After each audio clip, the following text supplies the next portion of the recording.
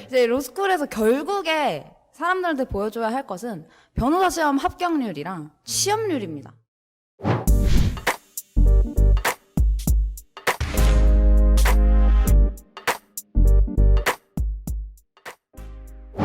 자, 시청자 여러분 안녕하십니까? 단도직입 2화가 돌아왔습니다. 저번 시간에 이 김상민 교수님과 함께한 교수님들이 좋아하는 글쓰기의 요건 1화는 잘 실천하셨는지 모르겠습니다. 자, 오늘은 여러분들에게 입시의 정보를 좀 더 폭넓게 전달해 드리고자 이 휴브랜에서 이 법학을 전공하시고 휴브랜에서 법학 전공 담임을 하고 계시는 전여정 선생님을 모시고 이 단도직입 2화를 시작해 보겠습니다. 이 단도직입 2화 하기에 앞서서 저번 시간에 저희가 광고를 했던 월말고사 공개 강의 잠깐만 광고 듣고 가시길 바랍니다. 자, 선생님이 3가지 있어요. 매월 마지막 일요일 오후 3시고요. 그리고 휴브레인 본원에서 합니다. 그리고 첫 번째 개강 수업은 인문 수리 트랙 공개 강의를 하게 되고요. 그리고 일요일 날 3시에 수업을 시작하는 걸로 저희가 계획을 잡았습니다. 만약에 먼저 오프라인으로 먼저 오셔서 내가 먼저 좀 써보고 싶다라고 하신 분은 2시까지 오시는 걸 제안해 드립니다. 당연히 이 강의 전날까지는 학원 메일이나 혹은 학원 대표 번호로 전화를 하셔서 학교, 학년 이름 정도는 먼저 말씀을 해드려야 저희가 준비를 해드릴 수 있다는 점, 그거 좀 참고해 주시고요. 그리고 저희 특징, 휴브레인 논술 특징은 이렇게 인문사회 통합 트랙, 데이터 분석 트랙, 인문 수리 트랙 이렇게 3개로 구분됩니다. 똑같은 학교더라도 어떤 계열과 어떤 전형에 따라서 달라지는지에 따라 저희가 나눴기 때문에 이거 감안하셔서 저희가 선제적으로 또 꾸준한 관리로 이걸 진행한다는 점 말씀드리고요. 그리고 저희가 이 첫 번째로 진행하는 공개 강의인 바로 이 인문 수리 트랙 같은 경우는 제가 이런 학생에게 추천을 드립니다. 첫 번째, 내가 저번 10월, 11월 모의고사에서 이 3등급 이상 맞았다. 혹은 이 교과 수학 등급이 3등급 이상 나왔다. 난 좀 수학 자신 있다. 오십시오. 두 번째, 그리고 국어, 영어는 내가 잘 못하는데 수학 등급은 꽤 잘 나온다. 오십시오. 그리고 세 번째, 내가 머리털 나고 나서 인문수리 논술이 어떻게 나오는지를 모르겠다. 그리고 이걸 어떻게 접근하고 어떻게 푸는지도 생소하다라고 생각하시는 분이 있으면은 언제든지 오셔서 이 출제되는지에 대한 궁금증을 좀 해소하시길 바라면서 이 월말고사 마지막 공지 드렸고요. 자, 이제 시작해야죠. 자, 휴브레인의 단도직입 제2화입니다. 지금 전여정 선생님은 방금 말씀드렸다시피 법학을 전공하시고 이 법조 전공의 담임으로 근무를 하고 계시면서 휴브레인 사회과학계열 컨설턴트이시기도 합니다. 자, 선생님이 이 여정쌤한테 첫 번째 준비했던 질문은 바로 이겁니다. 아시다시피 법학과가 주요 대학에서 없어진 지 꽤 됐습니다. 거의 다 로스쿨 체제로 바뀌게 되었는데요.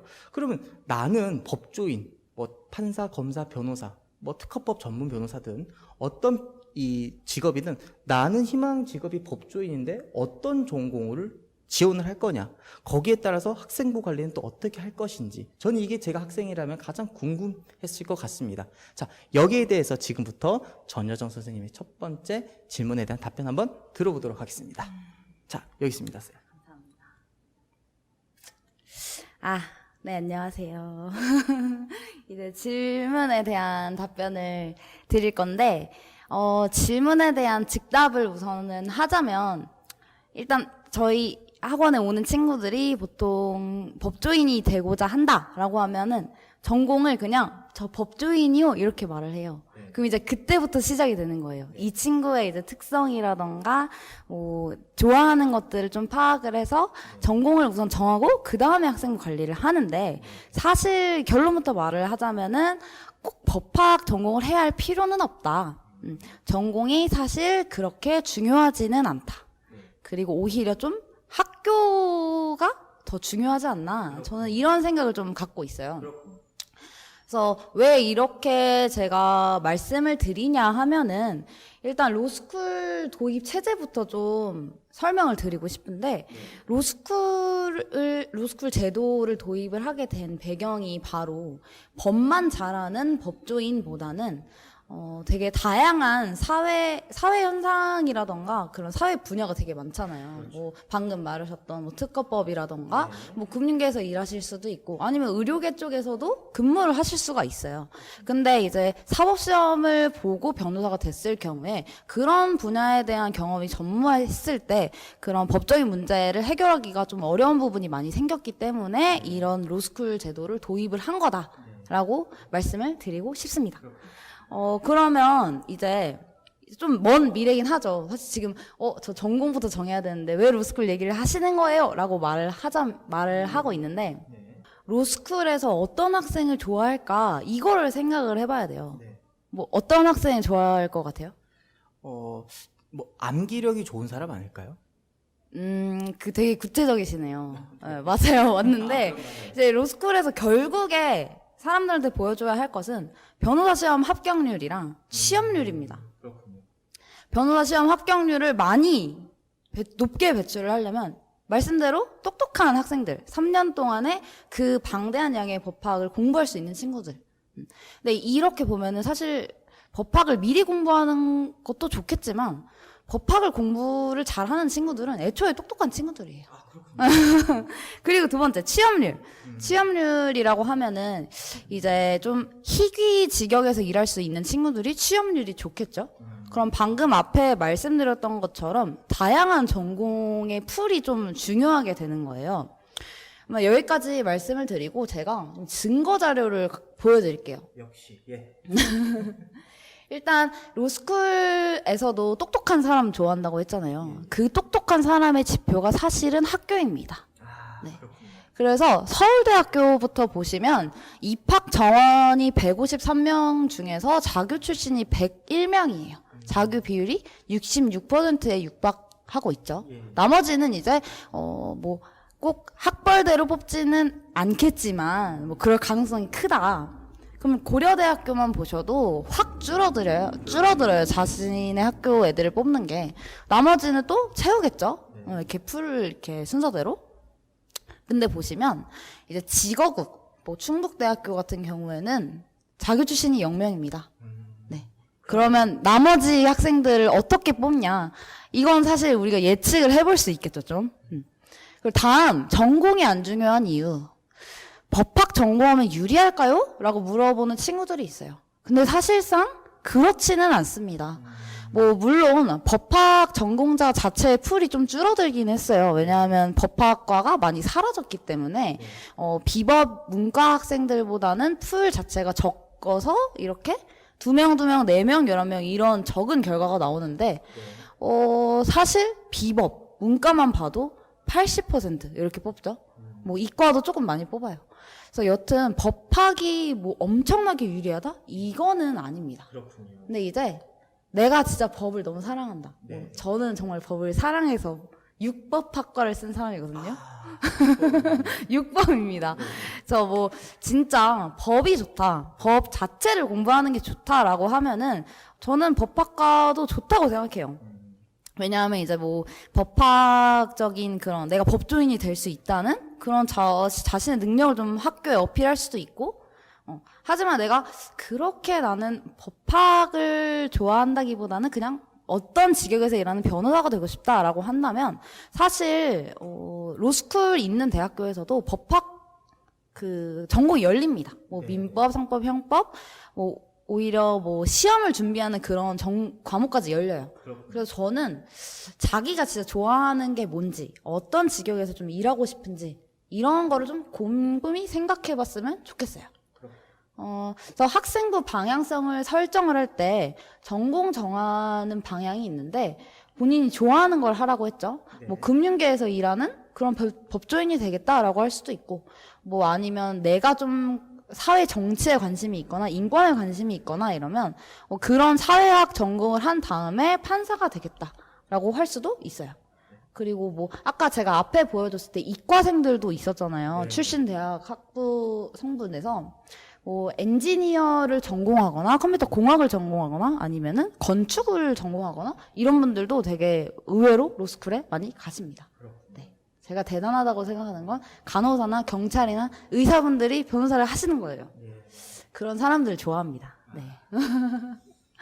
그리고 이제 참고로 말씀을 드리자면, 변호사협회 전문 등록 분야가 있어요. 네.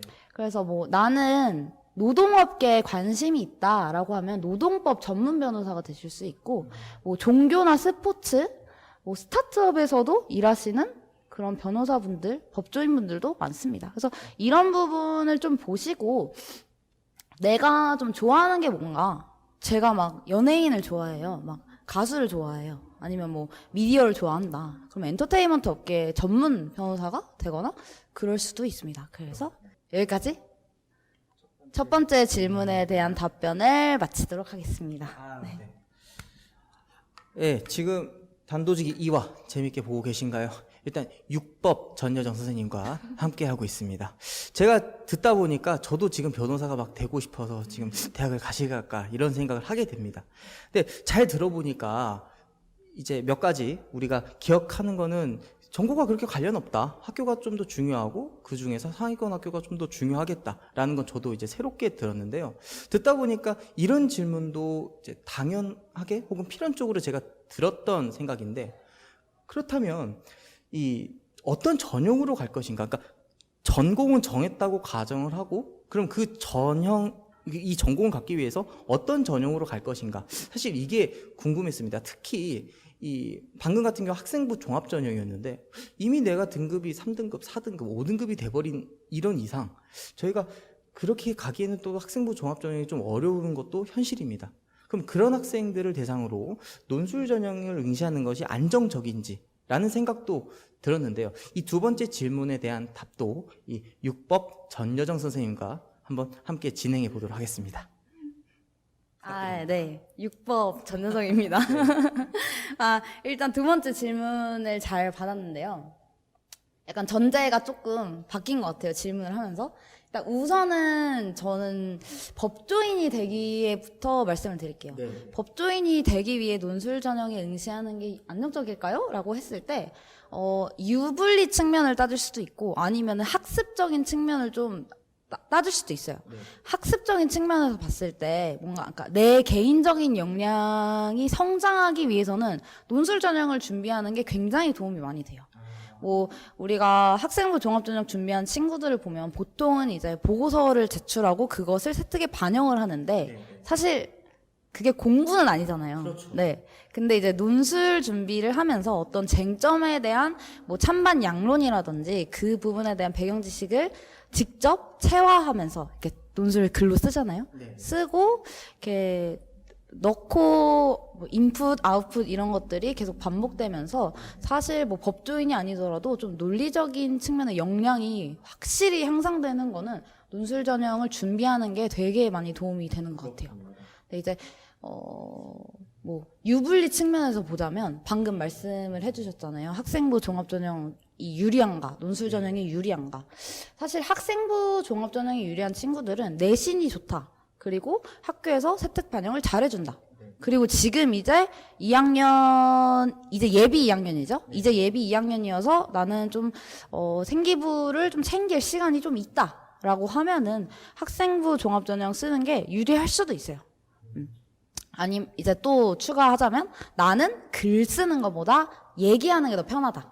그러면 학생부 종합전형이나 교과전형으로 가는 게 유리하겠죠. 근데 이제 모든 학생들이 학생부 종합전형으로 갈 수는 없어요. 그렇죠. 왜냐면 내신이 중요하기 때문에. 논술 전형이 유리한 학생 유형은 지금 말한 거랑 좀 반대예요. 이제 예비 3학년들. 근데 학생부 관리가 좀 안 돼 있다. 나 이걸로 좀 부족하다. 느끼는 친구들이 있거나 아니면 내신이 정말 이 성적으로는 인서울도 안 될 것 같다. 뭐 다 공부를 잘하는 건 아니잖아요. 그렇죠. 뭐 특히 뭐 자사고 같은 경우에는 뭐 3등급 정도가 잘한다고 볼 수 있겠지만 일반고 3등급, 5등급 사이는 사실 굉장히 어렵단 말이에요. 그렇죠. 서울 수도권 대학을 못 갈 수도 있어요. 그런 친구들 중에서 나는 좀 글을 잘 쓰는 것 같다. 약간 주관적으로도 잘 쓰지만 약간 객관적으로 누군가 너 글 좀 쓰는데 이런 거 해보면 어때? 이렇게 말을 들어본 적이 있다면 논술 전형을 준비하는 게 이제 늦지 않았어요. 지금. 그렇죠. 지금 늦지 않았어요. 논술 전형이 유리할 수 있습니다. 그렇군요. 제가 왜 이렇게 말씀을 드리냐면은 논술 100으로만 선발하는 학교들이 있어요.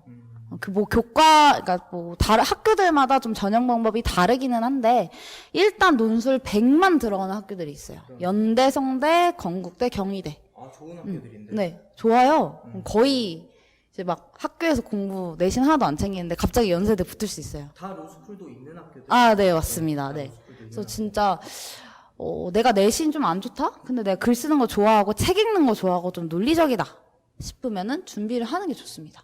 그리고 내신, 뭐 최저 같은 경우에도 그렇게 높지 않아요. 그러네요. 네, 세계합 6이내라던가 뭐 이 정도 안 되면 사실 이 학교 가면 안 돼요. 아, 네. 네. 그렇군요. 가서 못 따라가요.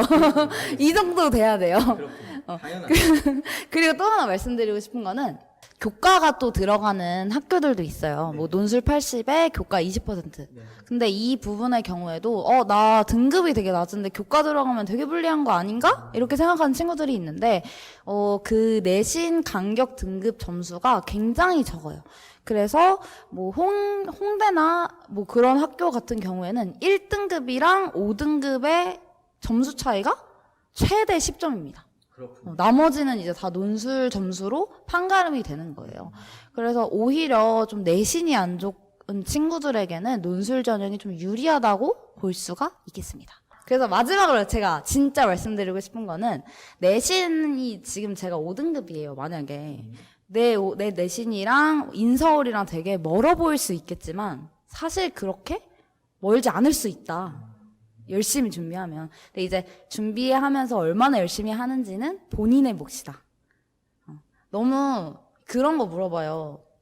할 수 있을까요? 그래서 저는 이 질문이 참 시간 낭비라고 생각합니다. 저는 너 가능성 있어 라는 말 들으면 바로 시작할 것 같아요. 네, 그래서 이러한 저러한 얘기를 여기서 마치겠습니다. 네. 감사합니다. 자, 단도직입 두 번째 질문에 대한 답변까지 들어봤습니다. 생각지도 못했던 많은 정보들을 선생님은 새롭게 들었는데요.